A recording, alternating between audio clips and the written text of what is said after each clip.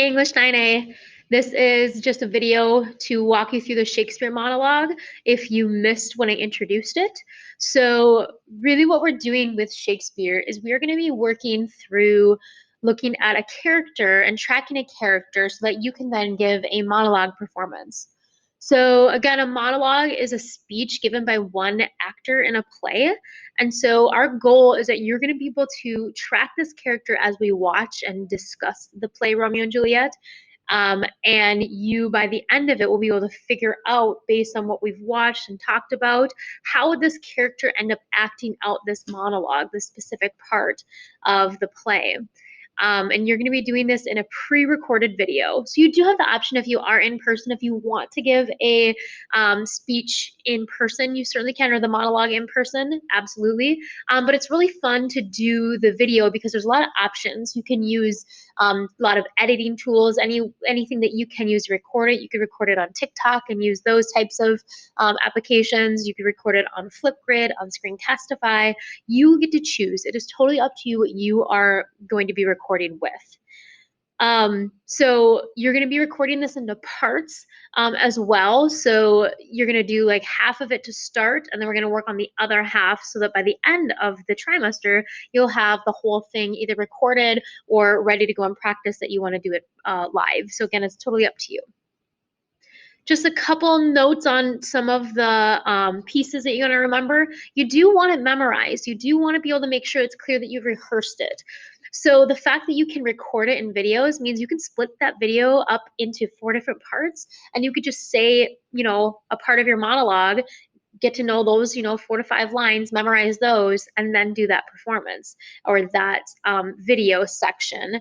And then you can do the next. So then you can memorize the next 4 to 5 lines and do that video section and then splice those videos together. So memorization is just, again, I want to make sure that it's clear that you've rehearsed it. It's clear that you know what you're saying. Speed, volume, facial expressions, body language, these are the pieces in which you are graded as far as like, are you embodying the character? Is it clear that you understand who this character is in the play, how they might act? Have you taken on maybe your own stance on it too? It doesn't have to be exactly like the play. You can put your own spin on it. But are you able to, again, input some emotion and some ideas into that?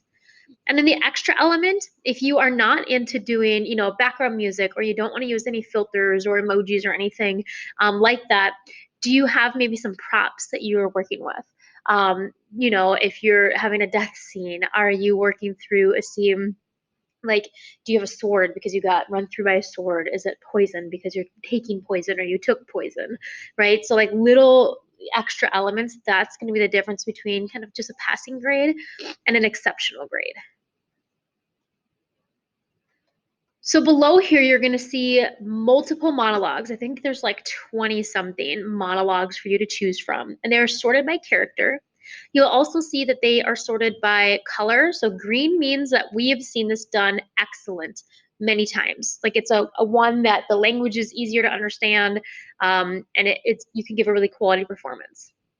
Yellow does not mean it's, a horrible one. It just means that it might be a little harder. The language might be harder, or your ability to maybe grasp the concept of what's happening might be a little harder. A lot of the death scenes are in yellow because I want to make sure if you're doing a death scene, you got to be convincing. You've got to, act the part. You need to be able to do those pieces.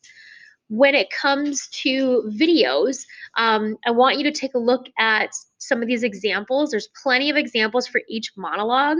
Feel free to take a peek at them as you're looking at which monologue you want to do. Again, they're sorted by character. Just to talk you and walk you through that. So again, as you're going through, maybe you want to see, okay, what's Mercutio's part here? Okay, here's a video. Okay, here's another video, right? There's a whole bunch, and there's parts and scenes as well for you to see kind of the context of these. And it goes all the way down until you get to Lady Capulet and the nurse.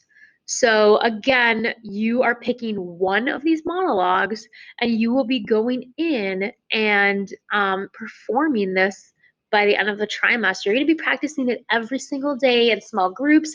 You'll be performing it in small groups as well, instead of the whole class. So keep that in mind. The people that you start working with at the beginning of this process will be the people who see your final end result as well. So again, overall, I just want you to go through before you actually pick your monologue. This is the video to kind of walk you through that.